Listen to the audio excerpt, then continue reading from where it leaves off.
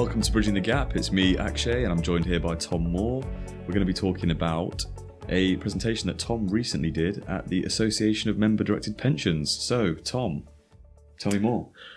Okay, well, I was given the opportunity to talk about something really quite unusual to do with stamp duty land tax, or SDLT. And this was to all the members of AMPS, the Association of Member-Directed Pension Schemes, which one of our directors, of course, chairs. So it was a good opportunity to tell people about what we described as an opportunity, but I'm not sure it's right even to call it an opportunity. It's more an oddity in the way that the rules work. And this is to do with stamp duty land tax, SDLT. And a funny thing may happen where a scheme acquires a property, particularly if it acquires the property from the company that sponsors it. Happens a lot.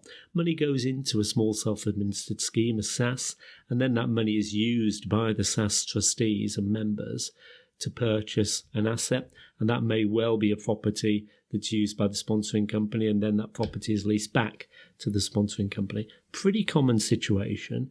Now, where there is an acquisition for stamp duty land tax purposes, where anybody buys a property, you would expect them to pay SDLT based on either the consideration paid or, where it's between connected persons, the market value. But in this particular instance, something really quite odd can happen. And this really comes down to the fact that special rules apply to partnerships. Where an acquisition is made by a partnership, or where an acquisition is made from a partnership, or actually where there's an acquisition of a partnership interest, but I won't go into that. So in other words, where you have a property going into or coming out of a partnership, and the partnership is connected with the vendor or purchaser, some very special rules can apply, which produce a funny sort of result. Very long story short, you might find that those rules override any other considerations, and that those rules come into play to mean that there is no stamp duty land tax charge at all. And that's what I was talking to AMPS about. Right, okay. Seems very interesting. But one thing that you mentioned there was, you were talking about partnerships. So Can a SAS be a partnership? Well, this is the crux of the point. And this is why this probably isn't widely understood or known about. The special rules apply to partnerships. Well, we all know what a partnership is, don't we? Well, do we? The rules are very broad. They apply to pretty much any type of partnership. They apply to a general partnership. They apply to a limited liability partnership. They apply to a Scottish partnership. The one we're most interested in is the general partnership. And here there's something rather odd, because the general partnership can exist where people don't really expect it to exist. And that's really because the law governing the existence of a partnership is still predominantly centred on the Partnership Act of 1890.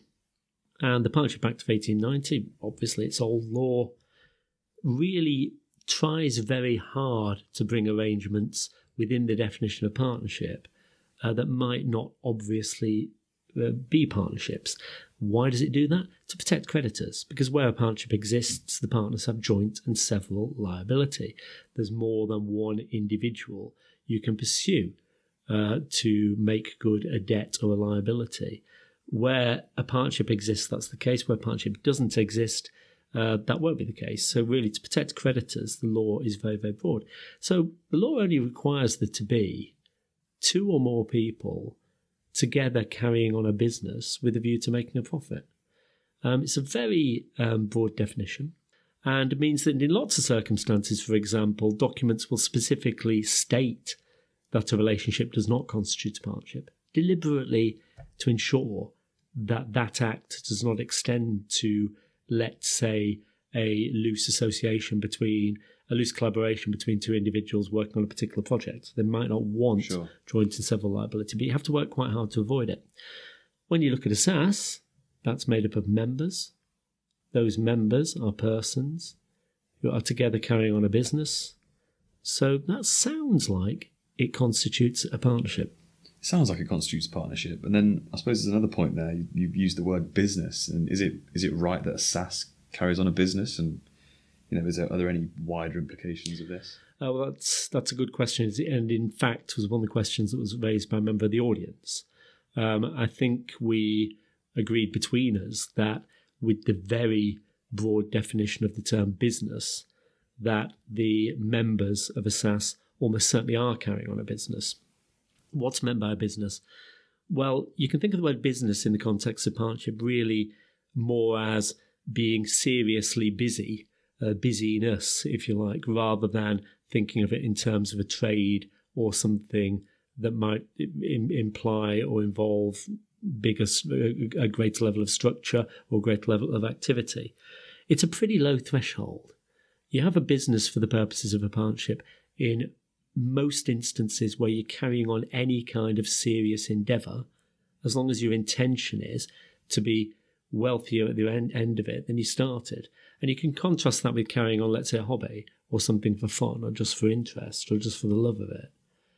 That's not what the trustees of SSAS are doing. They can't be. They've got a serious job to do. They've got to protect the beneficiaries' interests, and they've got to make sure that those investments, of which they are the custodians, are performing at their best, and that everything is being done within the SAS in the interests of the beneficiaries, and nothing is being done that could be to the potential legal detriment of the beneficiaries. That's a pretty serious undertaking. And I'm echoing some of the language that was used in the relatively recent Ramsey case, where the question of the existence of a business was considered in a great deal of detail, and the level of activity wasn't really a major consideration. It was more the quality of the activity. It was more the nature of what was being done. Is it a serious, earnest undertaking? So I think the activities of members of SSAS do, to my mind, represent something that must, I would say, be regarded as a business in that context. Now, the question I actually got asked at the end of my presentation was, well, hang on, this is all very well and good, but doesn't that have wider implications? Doesn't that affect the status of the SAS? And here I think there was a confusion between the term business and the term trade. Lots of law, lots of tax law, lots of other law applies in a particular way where a trade exists. A trade is not the same as a business. So, for example, operating a property rental business will be accepted by HMRC and by other authorities as constituting a business but for those not purposes. Necessarily a trade. Not necessarily a trade. Trade is a higher threshold, and a trade, the existence of a trade in the context of any authorised pension scheme, could threaten the status of that scheme. So, where are the risks with all of this? Is there a significant risk, or? Well, ultimately, what are we talking about? We're talking about the fact that lots of schemes may have paid some stamp duty land tax in the past, and actually, on a correct analysis, they possibly shouldn't have. Now, the exact calculation of that depends upon a lot of facts, because not only do the parties need to be connected, you have to do a calculation called the sum of the lower proportions calculation, which can get quite involved, where you're looking at the connections between different parties and the extent of those connections. But you might look at that, and if you have a case where SDLT has been paid within the last 4 years, because that's the time limit for making a claim, you might conclude that it shouldn't have been paid because the sum of the lower proportions calculation brings you to a zero or brings you to only a proportion of the amount of the consideration that should have been taken into account. In that situation, what would you do? You would put in a claim to HMRC, you would claim back the tax, and either they will pay it or they will refuse it. So there is very, very little risk. I can only see one real risk, and that is HMRC could refund the tax. They could then have a change of mind on the whole thing. They could take some council's opinion which suggests that a SAS can't be a partnership, let's say, and then they could decide to try to recoup all those amounts from people to whom they've made repayments. One, I found that quite unlikely, because if HMRC are making repayments of overpaid SDLT, you would imagine that would be the point at which they'd query this in detail. But even if that were to happen, it seems inconceivable to me that anybody could face penalty. So the worst that they would face is some interest on the tax. And of course, they've had the money in the meantime, so that could be earning them more money than the interest, depending on how they deploy it. So the only real risk then to anybody is if they're getting somebody to help them, if they're paying any fee for any of this, try and go with somebody who will charge you on a contingent basis. So basically, if you get the repayment and keep it, there is a fee. In other circumstances, there isn't.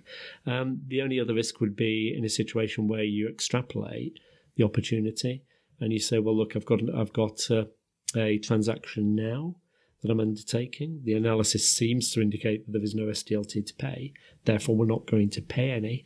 Well, in those circumstances, very important that full disclosure is made to HMRC so that they have the opportunity to challenge. An alternative approach is to pay the SDLT, then claim it back, and therefore you're putting it again into HMRC's court. So I think the risks really come in where things aren't entirely transparent, entirely open. In other circumstances, the risks, if there are any, are very, very limited and can be managed quite easily. Yeah, so it seems like anybody that's sort of in this situation already in the past, the risks aren't too great. The ball's already in HMRC's court, but anybody going forward still has to do things by the book and kind of ensure that HMRC have full visibility, everything is disclosed, and that the decision ultimately lies with them. That's entirely right. Ultimately, though, this is a question of how the law correctly works and how it is intended to work. We are interested in making sure that clients do the right thing. On some occasions like this, we spot an opportunity where doing the right thing means that they pay less tax than they might otherwise imagine they have to. And so it's purely a case of them doing what we believe to be the correct thing in the face of the law. And anybody has undertaken a land transaction in the last 4 years and paid SDLT, or anybody contemplating a land transaction involving a SAS should look at these rules. The rules, of course, only apply where you have a transaction with a connected party. If you're just buying something from a completely unconnected third party, the rules don't come into play. But in other circumstances, they can, and it certainly is worthwhile getting some proper analysis on that. Sure, sounds like a topic that not many may be aware of. Some maybe, some might not be, but it's definitely a topic worth exploring. Yeah, I mean, it's there's been a little bit in the headline. There's been a little bit in the news about it fairly recently, but this won't be broadly understood. And the reporting of it in the press was a little bit inaccurate. For example, there was a comment reported from HMRC, be careful, there is no special exemption for pension schemes. Nobody was saying there was. What was being said was that a pension scheme can constitute a partnership to put you within the special rules that are contained in Schedule 15 of Finance Act 2003. That's all the comment was. So that was, as you often get with tax law, that was misreported a little bit. But these are, to be fair, these are very complex and esoteric rules, and I wouldn't expect most people to have an understanding of them. So yeah, an unusual topic. Sure. Well, that was great, Tom. Thank you for discussing such an unusual topic. If anybody has any sort of questions towards this topic or would like to discuss further anything that Tom has alluded to, please feel free to get in touch.